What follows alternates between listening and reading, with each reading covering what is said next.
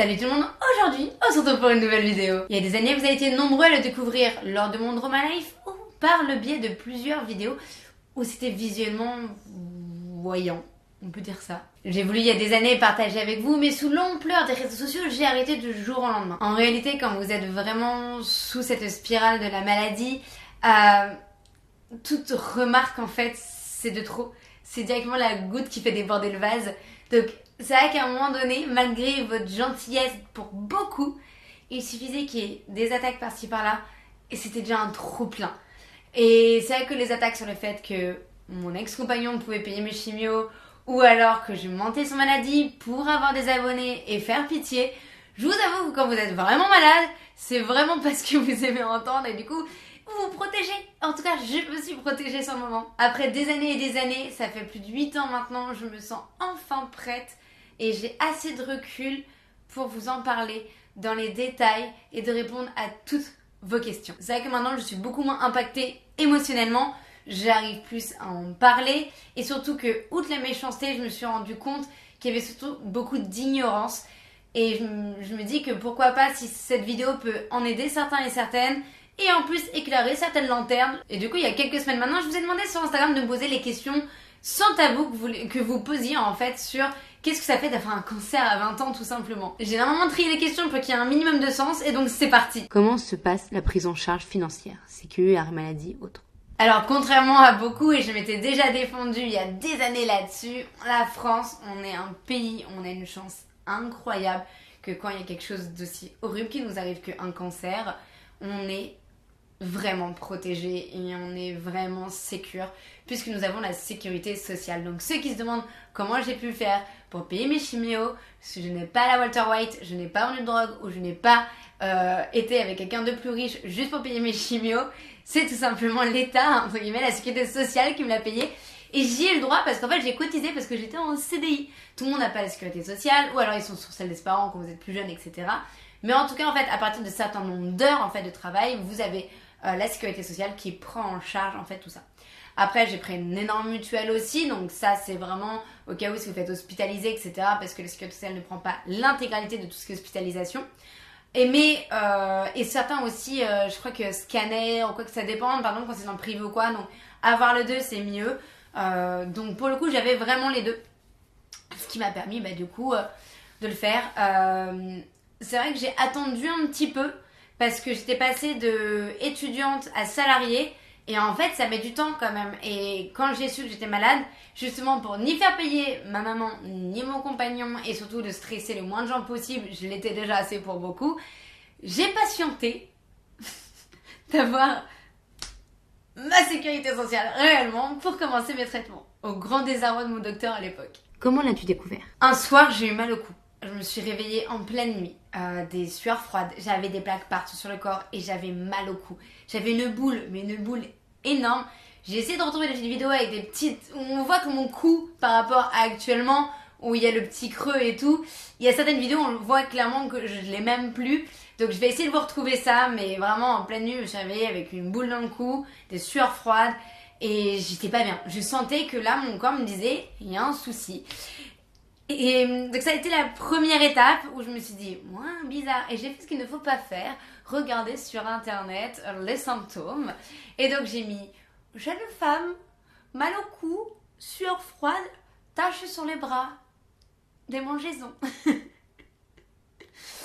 Et bon, au départ Doctissimo était très présent, mais j'ai surtout en fait lu une jeune femme qui disait ce qu'elle avait vécu avec le cancer hodgkinien et je me suis dit mais c'est moi, je sens que c'est ça.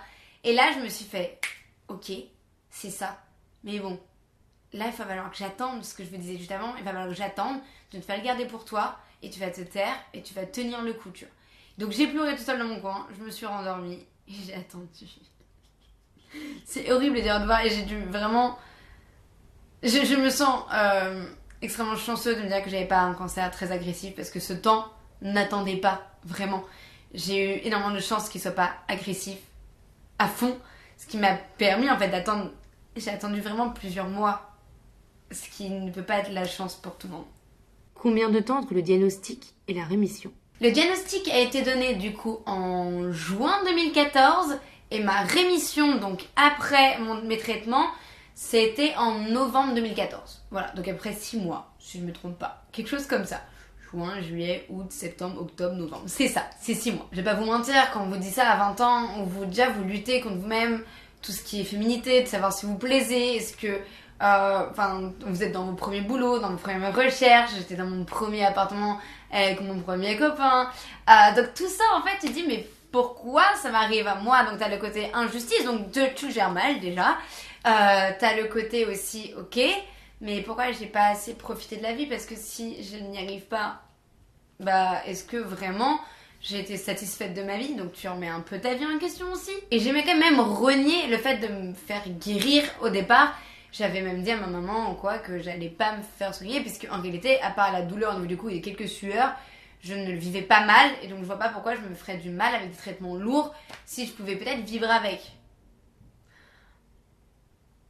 J'ai bien dit que j'avais mal réagi directement. Hein. Et puis avec un petit peu de temps, tu vois comment ta famille, tes amis réagissent, tu vois surtout ta maman et qui te regarde et qui te dit mais c'est pas dans l'ordre des choses, et t'es là genre Et j'ai fait un pacte avec ma maman, j'en parlais toujours, j'étais au téléphone, je fais ok maman, je veux bien faire les traitements, mais une seule condition, si ça marche pas ou que je vois que je commence à être trop mal, j'arrête tout, je sors de l'hôpital, je profite de mes derniers instants. Elle m'a dit ok, je lui ai dit ok et c'était parti. De quel type de cancer il s'agit? Mon cancer était un lymphomo-hodgkinien de stade 2B. 2B, c'est pourquoi c'est au niveau donc des ganglions lymphatiques et du médiastin qu'ils étaient touchés. Et le fait que ça soit B, c'est que ça a été des conséquences sur tout le corps, comme la perte de poids, les sueurs nocturnes et la fièvre. Donc voilà, en fait, il caractérise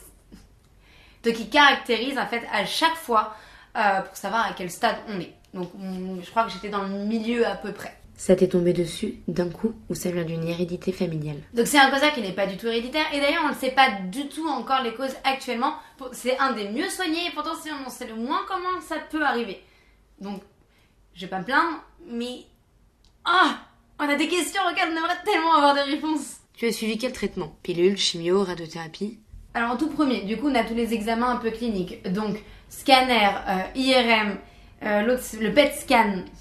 produit radiochimique qu'on t'enferme dans une petite pièce pendant 1 heure et après tu peux pas faire pipi dans les toilettes du même enfant, c'est des petits plaisirs comme ça c'est un vrai petit kiff. Donc ça c'était on va dire les examens. Après il y a la côté biopsie aussi, c'est le fait de récupérer un ganglion afin de savoir vraiment à quel stade on est justement.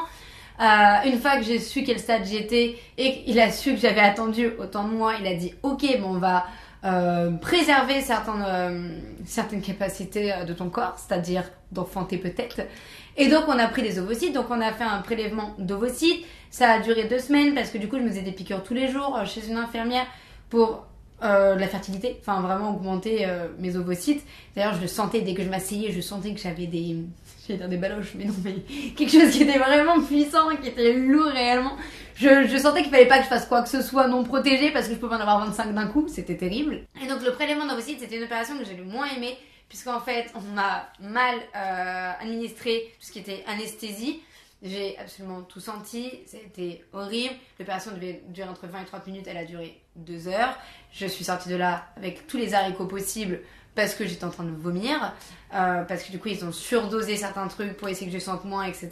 Bref, à la fin il me semble que j'en ai eu 17 de côté, j'étais genre ouais j'en ai 17 de côté. Donc ça a été une opération de prélèvement d'ovocytes, c'était aussi un moment que j'ai pas aimé parce que du coup je suis sortie et quand je suis sortie il y a eu des abonnés et tout, donc c'était vraiment un des moments de ma vie qui m'a le plus marqué, aussi bien l'opération, après, pas ouf.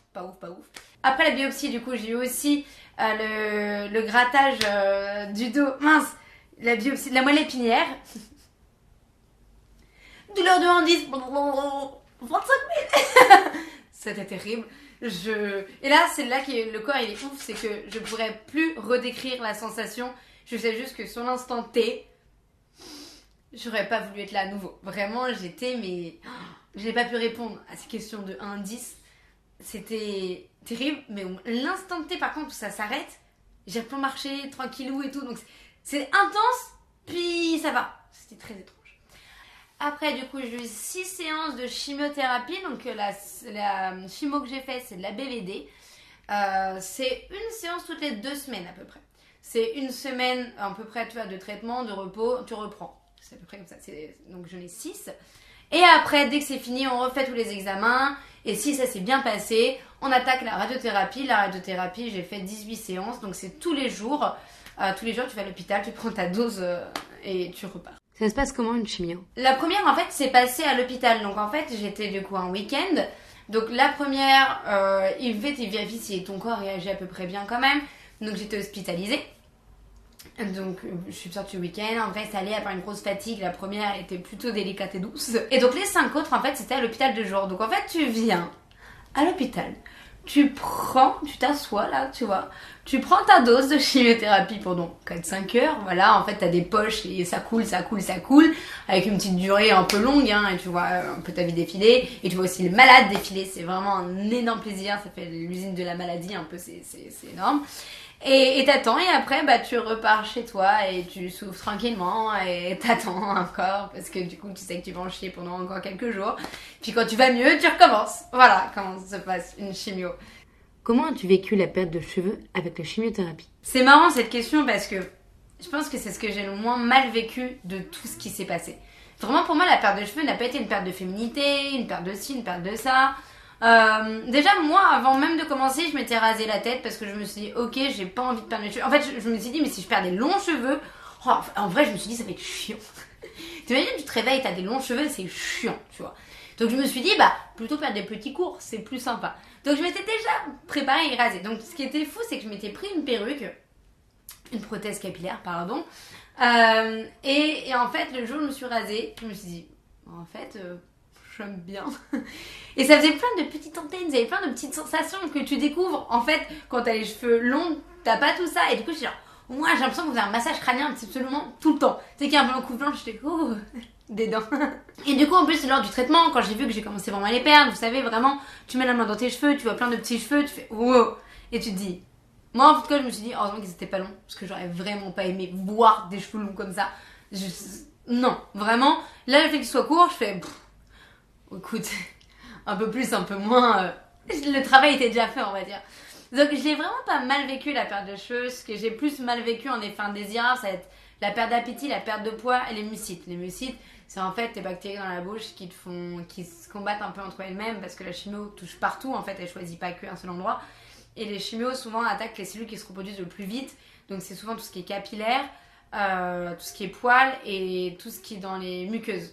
Et donc du coup aussi la bouche. Et ça pour moi en fait c'était plus compliqué la perte de poids. J'ai jamais été quelqu'un avec du poids à perdre en fait. Et j'ai jamais aimé perdre du poids. Et là le fait d'avoir vraiment descendu en poids encore plus, ça j'avais vraiment mal vécu. Pour le coup là je voyais que mon corps en fait était malade visuellement. Je le voyais. Et les cheveux l'air de rien ça me faisait pas ça. Je sais pas mais les cheveux ça ne me dérangeait pas. Ça faisait pas moi de quelqu'un de malade avec mes cheveux. Pourtant les gens je sentais que c'est ce qui se voyait le plus hein. Mais moi en tout cas c'était vraiment la perte de poids qui me touchait le plus. Et d'ailleurs en fait on me parle souvent de la perte de cheveux, mais moi ce qui me gênait presque le plus c'est la perte de poils entier. T'as à nouveau un corps de 12 ans. Ça j'avais mal. Ça c'était quelque chose que j'ai pas eu par contre. Personnellement la perte de cheveux m'a pas gênée. C'est ce que les autres en font de ta perte de cheveux qui est gênant. Après c'est parce que j'étais sur les réseaux sociaux mais il y a des choses qui te marquent à vie en fait quand t'es sur les réseaux ou quoi et que on te prend pour cible et tu te dis ah mais genre arrêtez-vous. Ça, je rappelle toujours la fois où on sortait avec Lucas et qu'on était vers le stade et qu'on disait hey, tu sors ta chauve et t'es là genre mais nique-toi. Enfin t'es genre mais c'est extrêmement violent en fait. Ça ou quand tu voyais sur des forums qu'on t'appelait Krillin, professeur Xavier, monsieur prof. Et avec beaucoup de recul, j'en trouve ça presque drôle. Je me suis dit, putain, mais ils avaient tellement d'imagination. Mais quand t'y es, je vous le dis, hein, je ne trouve pas ça drôle du tout. Et que pour 8 ans après, je m'en rappelle, c'est que ça te marque au fer, genre réellement. Et si j'ai un conseil à vous donner, c'est ne pointez pas du doigt les gens dans la rue quand vous trouvez qu'ils ont quelque chose qui est différent ou quoi que ce soit. Ne faites pas ça parce qu'en fait, ça te marque. Essayez d'être bienveillant et de ne pas dire des mots comme ça que vous trouvez juste drôle. Mais en fait, ça marque. Et en fait, l'air de rien, tu grandis et tu vieillis avec des remarques comme ça. Et franchement, on pourrait avoir... Enfin, on aimerait plus grandir avec d'autres marques. Je sais pas si vous voyez ce que je veux dire. Parce qu'en réalité, la perte de cheveux rend la maladie visuelle pour vous. Et donc, les remarques et les critiques réelles. Et ça, c'est vraiment horrible. Et là, je parle de choses qui m'ont presque fait rire avec le temps. Mais encore à l'heure actuelle, quand je peux des fois retourner sur Twitter et voir certaines choses qu'on a pu dire. Et des images, etc. Des photomontages et tout. C'est très dur. En vrai, c'est très dur parce que réellement, je souhaite ça à personne d'être malade et recevoir de la méchanceté d'autres personnes qui ne connaissent rien à ta vie. C'est vraiment pas dingue. Qu'est-ce qui te soulageait après tes séances de chimiothérapie? Je dirais dormir mais pas seule. J'ai eu la peur tout le long de m'endormir, de plus jamais me réveiller. Donc ça c'était très dur. Et faire plein d'activités manuelles. Ça c'est vraiment ce qui me détendait le plus avec une série, quelque chose. C'était dormir, activité manuelle, série. Dormir, activité manuelle, série. C'était ma vie. As-tu cru un moment que tu ne t'en sortirais pas? En réalité, c'est très dur de dire ça, mais plus d'une fois. On peut pas garder la tête haute tout le temps. Il y a des moments, c'est vraiment dur, en fait. Et la critique de trop, et l'effet secondaire de trop, et le fait de culpabiliser de trop. C'est particulier. Et là où j'ai le plus ressenti, ce qui m'a, je pense, marqué réellement, c'est à la dernière chimio. Je sentais que mon corps était arrivé au bout. Il y avait beaucoup de retard parce qu'en fait, du coup, il crée en fait les doses de chimio à chaque fois le jour même. Et à peine j'étais passé les portes de l'hôpital, j'avais déjà vomi.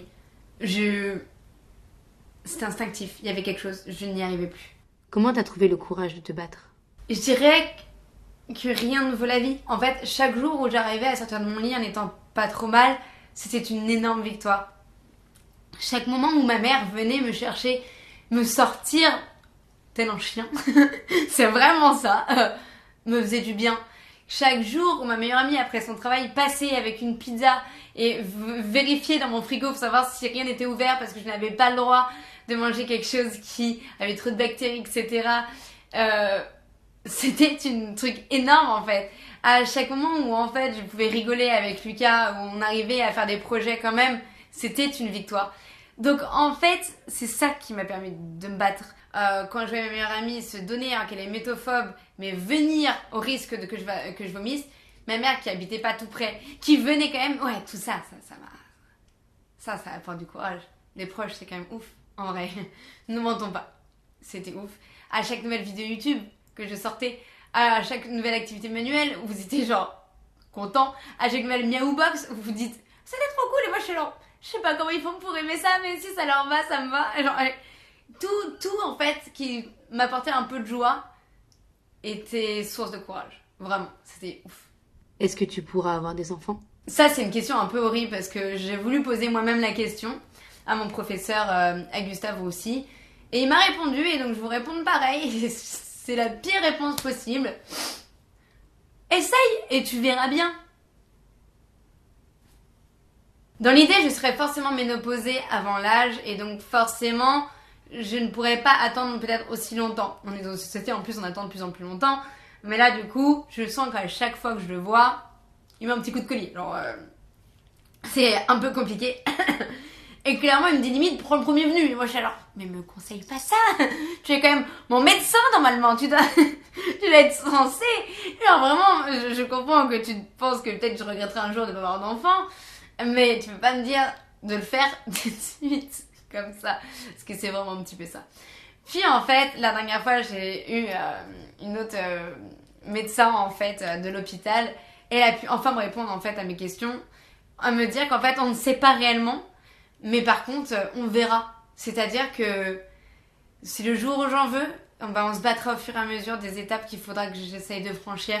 Ça sert à rien de stresser maintenant, ça se trouve ça se passera extrêmement bien naturellement, ça se trouve ça sera plus compliqué, mais il va y avoir peut-être tellement de solutions au fur et à mesure, tellement de possibilités que pourquoi s'inquiéter directement avant même d'en avoir envie. Et j'ai adoré par contre cette réponse.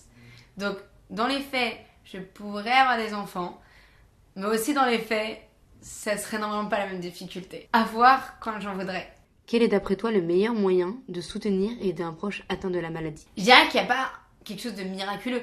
Moi, mes proches m'ont tous apporté quelque chose de totalement différent. Il faut pas hésiter à demander ce que l'autre veut, réellement. Et ça a tout changé. Je dirais qu'en fait, il n'y a pas le truc à faire en fait. On est tous différents, enfin tous les malades, et les malades vraiment... je dirais pas qu'il y a quelque chose qui fait que, oui, ça marche à tous les coups. Tous les malades, on est différents en fait. Et que ça d'un cancer ou autre chose, on a tous des besoins différents, des envies différentes. Et c'est pour ça qu'il faut demander. Déjà, il faut demander à la personne. Et ça, peut-être un peu souvent, parce que chaque étape, chaque jour est différent pour nous. Donc, selon nos douleurs, selon comment on a dormi, selon nos résultats. Enfin, chaque jour est tellement différent. Et donc, chaque jour, on a peut-être des besoins différents. Donc, il n'y a pas le truc mystère où ça marche à tous les coups. As-tu des examens réguliers depuis? J'ai des examens. Donc là, j'avais encore tous les 6 mois. Là, je suis passée à tous les 9 mois. Et c'est toujours 9 mois. Je suis à tous les 9 mois actuellement, après 8 ans. Et pendant plus de 5 ans, c'était tous les 6 mois. Et pendant 2 ans, ça a été tous les 3-4 mois, il me semble. Donc quelque chose de plutôt récurrent. Et c'est des examens, donc radio, écho, prise de sang, des choses comme ça à chaque fois. Tes risques d'avoir un cancer sont-ils plus élevés maintenant que tu en as déjà eu un? Cette question m'a vraiment marquée parce que en fait, c'est la première fois, il y a 2 mois, justement, avec cette nouvelle docteure à Gustave Roussy, où elle a pu me décrire ce qui allait se passer pour moi. Pourquoi je faisais autant d'examens réguliers, justement. Pour moi, en fait, j'allais toujours à l'hôpital avec la peur, en fait, de récidiver. Et en fait, elle m'a dit que j'étais guérie. Et c'est la première fois en 8 ans où on me dit, Gwen, tu es guérie. Et elle me dit ça. Et je commence à lui parler d'autre chose. Elle fait, non, mais je crois que vous l'avez pas entendu. Elle fait, vous êtes guérie. Et là, on se regarde, et là, je me mets à pleurer. Mais elle pleurait fort. Et je lui dis, ok, je suis guérie. Et là, elle me dit, maintenant, en fait, tu sais, la radiothérapie, etc., l'air de rien, c'est des rayons. Et maintenant, c'est ce qu'on va vérifier. Et donc, elle m'a montré qu'est-ce qui a été sous rayon, qu'est-ce qu'il faut vérifier dans le temps. Et donc, du coup, là, à l'heure actuelle, maintenant, on cherche plus un autre cancer. J'ai plus de chances d'avoir un autre cancer que celui que j'ai déjà eu. Donc j'ai plus de chances d'en avoir un nouveau que de récidiver.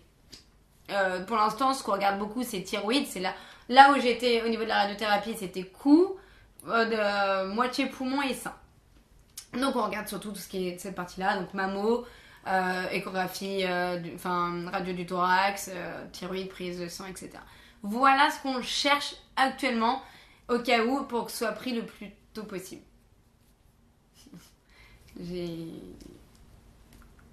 J'étais contente d'être guérie, puis elle m'a dit ça et j'étais genre, non, mais franchement, j'aimerais bien ne pas en avoir un autre, hein, franchement, à choisir. N'hésitez pas, j'ai eu ma dose. On peut se dire qu'on s'arrête là, non? Ça me va, moi, vraiment là, j'ai donné. Je me demande surtout, est-ce que ça impacte encore ta vie aujourd'hui et en quoi ça l'impacte? En réalité, ça impacte forcément ma vie à l'heure actuelle parce que je me sens un peu obligée d'en parler parce qu'on vit dans un monde où ça arrive quand même plus souvent qu'on le pense. Je me sens obligée des fois aussi d'en parler, mais je ne trouve pas dérangeant en fait avec le temps. Maintenant même je suis plus à l'aise en fait d'en parler, donc ça ne me dérange pas. Mais j'ai l'impression qu'il faut que je prévienne les gens, comme si je venais les prévenir de ne pas s'attacher.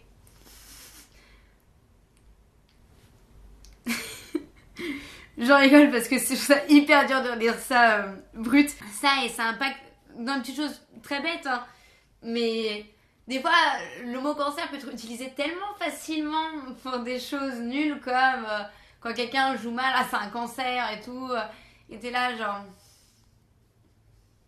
Ok. Et que même le signe astrologique te gêne réellement. Et donc forcément, en fait, le mot cancer te fait un tilt. C'est un rappel, il y a quelque chose qui se passe. Donc, c'est des petits impacts, mais ça t'impacte un petit peu comme ça. Tu vois, genre des petits trucs où t'es là, genre... La question primordiale, comment est ta santé après 8 ans, physique et mentale? La question, vraiment, je dirais qu'elle va avec, c'est... Physiquement, forcément, mon corps en a pris un coup. Ça serait mentir de dire non. Par les cicatrices. J'ai des cicatrices quand même où, je les vois, je le sais. Donc, rien que physiquement, moi, je sais que j'ai eu quelque chose. Le fait que au niveau du côté gauche, j'ai souvent un peu plus mal, etc. Donc, forcément, j'ai des choses qui ont bougé. J'ai souvent des grosses fatigues et je me dis, mais est-ce que c'est ça ou est-ce que vraiment, en fait, je suis une feignasse? Enfin, tu sais pas, des fois, il y a des choses qui arrivent. Et je pense qu'il est le plus parlant, et quand je parle à des gens qui ont été malades d'un cancer ou quoi et qui ont subi aussi plein de choses, j'ai vraiment le truc où j'oublie beaucoup plus. Je sens que j'ai des pertes de mémoire, c'est très étrange. Et surtout que des fois, j'ai des conversations avec des gens et je sens que je recule. Et j'ai à me concentrer. J'ai vraiment une perte de concentration pour certaines choses dans des conversations ou quoi, où je vais parler, mais ça sera compliqué. Je sais pas comment vous expliquer ça, et ça, je l'avais tellement pas avant. Ça, je l'avais pas du tout avant pour le coup. Et comment ça va? En vrai, je me dis, ça va. Ça va, mais il y a des choses qui sont compliquées. Ça va quand tu rencontres quelqu'un avec qui peut-être t'as envie de faire un bout de vie avec la personne. T'as l'impression que tu dois lui donner ton CV de ta maladie pour le prévenir au cas où. Et ça, c'est dur. Genre, est-ce que ça te dit de prendre une fille peut-être émotionnellement pas toujours stable et en plus avec un fardeau d'une maladie? Est-ce que ça te dit vraiment? Moi, ça me dit de peut-être essayer avec toi, mais est-ce que toi, ça te dit de te risquer aussi gros? Donc, t'es dans une culpabilité hors norme, et surtout que je me rends compte que je me donne plus la chance d'être malade. Pareil, le fait d'avoir vaincu un cancer, j'ai l'impression que les gens ils disent oh, mais t'as fait le cancer, t'as fait le plus dur de ta vie. C'est pas pour autant qu'il y a des choses qui me touchent pas en fait. Enfin, arrêtez de me dire que telle ou telle chose c'est moins grave en fait. Si je trouve qu'émotionnellement ça m'a plus touché, tu vois. Et ça c'est dur. On minimise beaucoup une fois qu'on a battu un cancer en mode genre c'est bon, t'as fait le pire. Rien n'est grave maintenant. Si en fait. Laisse-moi avoir repris ma vie et des choses sont graves dans ma vie, outre la maladie, parce que laisse-moi la laisser aussi un peu derrière moi. Et certaines choses que toi tu trouves minimes sont énormes en fait pour moi. Et ça c'est très dur. Pareil, le fait que même d'être malade pour un truc genre style rhume, quoi, un truc un peu insignifiant, j'ai directement la culpabilité. Parce que je revois à quel point mes proches étaient mal. Et dès que je suis malade, je suis dans une culpabilité. Je me dis, mais en fait, je dois être une meuf horrible, d'être malade. Comment je peux être malade? Et vraiment, ça m'impacte vraiment beaucoup. La culpabilité d'être malade, la culpabilité de dire que je suis un bon peut-être à retardement. Or qu'on l'est tous, en fait. Mais je me dis que c'est moi. Et j'ai l'impression de vraiment devoir prévenir les gens. Genre, tu veux t'attacher à moi? Je te fais une petite liste et on en reparle plus tard, ok? Pareil, imaginez rencontrer quelqu'un avec qui ça se passe très bien et que d'un coup il te parle d'enfant. Forcément, tu vas devoir lui parler que toi, c'est peut-être pas sûr, tu vois. Enfin, il y a plein de choses comme ça qui font que ça impacte ta vie. Et ton mental, forcément, en prend un coup. C'est sûr. Je sais pas si pour les personnes aussi qui ont eu un cancer, on ressentit la même chose, mais on a battu un cancer. Mais la fierté de l'avoir fait, je la trouve pas. Hein. Je suis désolée, mais j'ai pas l'impression que j'ai une médaille de ouf, hein, tu vois, dans ma tête. Et du coup, j'ai l'impression d'être comme tout le monde, mais juste plus faible. Voilà, c'est un vrai plaisir. Autrement, sinon, ça va. Hein. Comment tu te retrouves toi, ta personnalité, ta féminité, tes loisirs? Déjà avec ma féminité, j'ai pas l'impression d'avoir beaucoup perdu. Je pense qu'avec la perte de poids plutôt, j'ai l'impression d'avoir un peu perdu parce que j'ai perdu du poids, des formes et que du coup forcément j'avais un peu plus du mal à réapproprier mon corps. Mais en même temps, j'ai tellement appris que mon corps était autre chose que juste un truc que les gens regardaient pour le plaisir de leurs yeux. Avant tout, mon corps m'a permis de se battre, que ça m'a permis de relancer une machine et pendant des années et des années, je vois plus un corps comme une enveloppe. Vous voyez, je vois plus genre juste un peu de bidon ou t'as pas de sein ou tu vois genre non je vois un corps qui est monstrueux, tu vois. Enfin je dirais pas qu'il y a zéro moment où je me dis j'ai perdu du poids, je me sens moins sexy. Et après je me dis ouais mais ce corps là moins sexy il est costaud quand même, tu vois. Alors, il a su se donner au moment où il fallait. C'est pas n'importe quel corps quand même. Et après les loisirs, ça met beaucoup de temps, le fait de reprendre du sport, etc. Il faut que tu te réappropries ton corps, ne nous mentons pas. Est-ce que tu te sens capable? Est-ce que si? Est-ce que ça? Puis t'as peur, et puis comme je vous ai dit, des fois t'as des petites pertes de mémoire, des trucs, et tu te dis mais en fait est-ce que je suis pas bonne juste pour rester dans un lit, puis bouger? Et puis après au fur et à mesure tu crois à nouveau à l'envie, et tu te bats un peu plus, tu vas te remettre dans le travail, etc. Et en fait tu te retrouves. Donc je dirais qu'il faut juste du temps, et ça c'est comme beaucoup de choses, et surtout le travailler ce temps. Ne pas juste se laisser... Voilà. Vouloir un petit peu. On arrive sur la fin de la vidéo et je voulais vraiment faire un petit mot parce que je pense que les gens ne se rendent pas compte. Mais c'est pas parce que moi j'ai réussi à battre un cancer que ceux qui n'y arrivent pas, c'est parce qu'ils n'avaient pas le mental. Vous vous rendez même pas compte à quel point ça peut être terrible d'entendre ça en mode non mais c'est que dans la tête. Si tu y arrives dans ta tête, tu y arriveras. C'est horrible de dire ça. On a tous des cancers différents. On a tous des stades différents. On a tous des difficultés différentes. Et on ne peut pas dire que c'est que nous. Vous voyez, c'est trop dur. C'est ignoble de faire ça. Vraiment. Et c'est parce que moi j'ai réussi que la personne qui peut-être n'a pas réussi, en fait c'est parce qu'elle n'a pas voulu réussir. Vous pouvez pas vous dire ça. Et je pense qu'au fond on aimerait tous avoir la santé et être pas du tout comparé. Vraiment. Évitons de dire à une personne malade qu'elle abandonne trop facilement, qu'elle n'a pas le mental pour réussir ou qu'elle se donne pas assez. On peut éviter ça et éviter de rajouter une charge mentale supplémentaire et de soutenir la personne autrement. Et je profite aussi de ce moment pour souhaiter amour et courage à tous ceux qui ont perdu un proche de la famille, quelqu'un qu'ils aimaient, quelqu'un qu'ils connaissaient. N'oublions pas qu'on peut rigoler de tout, mais pas avec n'importe qui.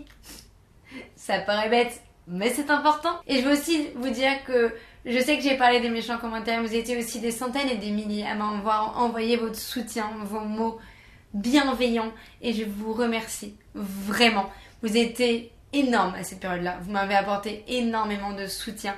Tout le monde n'a pas ce soutien-là et je me sens extrêmement chanceuse de vous avoir eu dans ma vie à cette période.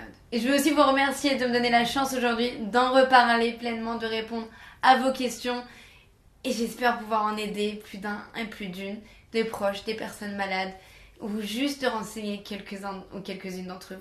Je vous fais à tous d'énormes bisous et on se retrouve très bientôt pour une nouvelle vidéo. Bye. C'est la partie un peu plus sensible, on va dire, où je décris un peu plus certaines opérations, ou même je monte juste des petites radios, au cas où, et j'explique aussi un peu la radiothérapie. Je préfère prévenir au cas où. Maintenant que c'est fait, à vous de continuer si vous souhaitez. Et du coup, petit aparté, parce qu'en vrai c'est quelque chose que je voulais trop vous montrer à quoi ça ressemblait certains examens. Je trouvais ça oufissime. Hop. Alors, par exemple, hop, je vais juste cacher tout ce qui est... Oui, je pense qu'on peut voir un peu à travers. Donc ça, c'était mes poumons. Et en fait, vous voyez, il y a vraiment une tache. Donc ça, c'était vraiment au niveau du médiastin au niveau du côté gauche. Et c'est... Donc là, c'était quand je suis guérie, mais en fait, c'est comme un tas de morts, de cellules mortes, en fait, qui sont restées un peu figées. Et dû à ça, il y a quelques années de ça, c'était horrible. J'ai fait une radio, c'était dans Paris. Enfin, un scanner, voilà, Clinique Paris. Ça, c'était mais horrible. J'avais fait un scanner. Hop. On va essayer de cacher au cas où. Tac. On va faire, voilà.